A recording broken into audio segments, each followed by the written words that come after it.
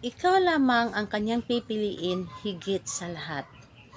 Hello mga guys, kumusta kayo? Panibagong araw, panibagong video na naman tayo. And sa araw na ito ay isa na namang video ang aking ituturo sa inyo na simpleng gabay o simpleng pamamaraan na makakatulong sa atin. At bago ang lahat, gusto ko lang mag-disclaimer sa mga taong hindi naniniwala at hindi gusto ang mga kagaya nitong video.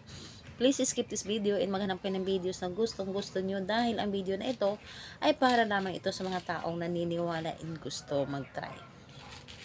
Sa lahat po ng mga nagko-comment dito sa aking video dito sa loob ng aking channel, mag-ingat sa lahat ng mga nagre-reply sa inyo na dinadala kayo sa kanilang WhatsApp and Imo app upang makaiwas po tayo sa scam. Ngayon po, ituturo ko sa inyo paano kayo higit na pipiliin ng inyong partner.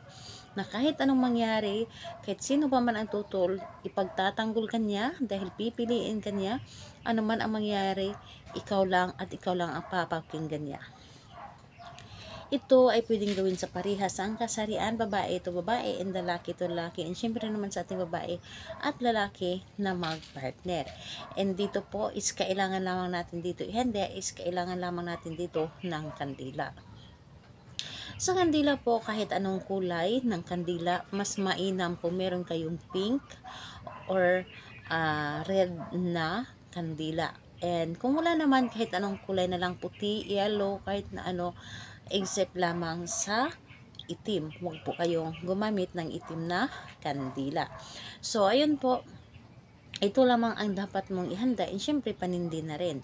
And kapag ready na yung kandila natin, i-claim mo lamang sa iyong sarili na gustong gusto mo itong gawin ang isang ritual. I-claim mo sa iyong sarili na hindi ka nagdududa, dapat buo ang inyong loob, buo ang inyong tiwala sa paggawa nito, at hindi kayo magdadalawang isip sa paggawa sa isang ritual. Ngayon po, kapag ready ka na, ay pwede mo na itong umpisahan. Ang gagawin mo dito, una, sindihan mo ang inyong kandila. Sindihan mo ito ang kandila at ilagay ito sa inyong harapan. Ilagay sa inyong harapan, titigan ang apoy ng kandila ng mga ilang segundo. At magwi-wish ka dito. Hilingin mo dito sa kandila na tulungan ka sa mga nais mong gawin. Dahil ang kandila, isa ito sa nagbibigay energy. Nagbibigay ito ng malakas na energy sa ating mga ginagawang ritual. Ngayon po, habang nakatitig kayo sa kandila, sambitin mo ng 12 times. 12 times po ang pangalan at apelyido ng inyong nais, ng inyong taong minamahal or target.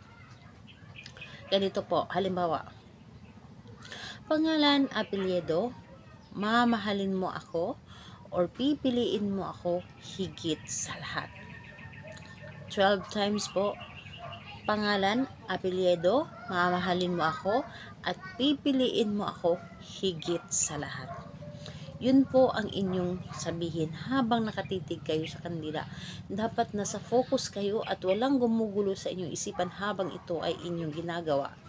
Nakafocus lamang kayo, nakatitig sa apoy ng kandila habang sinasambit ang pangalan at apelyido ng inyong target.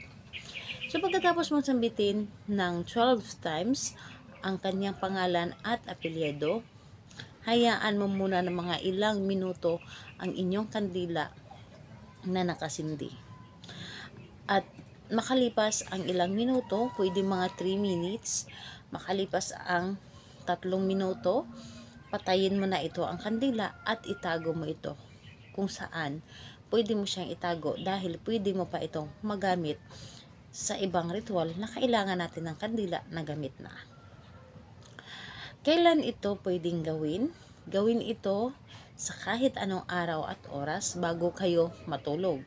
Mas maganda na bago kayo matulog sa gabi. Yung tipong sobrang tahimik na ang paligid, dahil kapag tahimik ang paligid, mas mabilis tayong maririnig ng universe. So, ayun po. Salamat po sa inyo. Bye-bye everyone. God bless us all.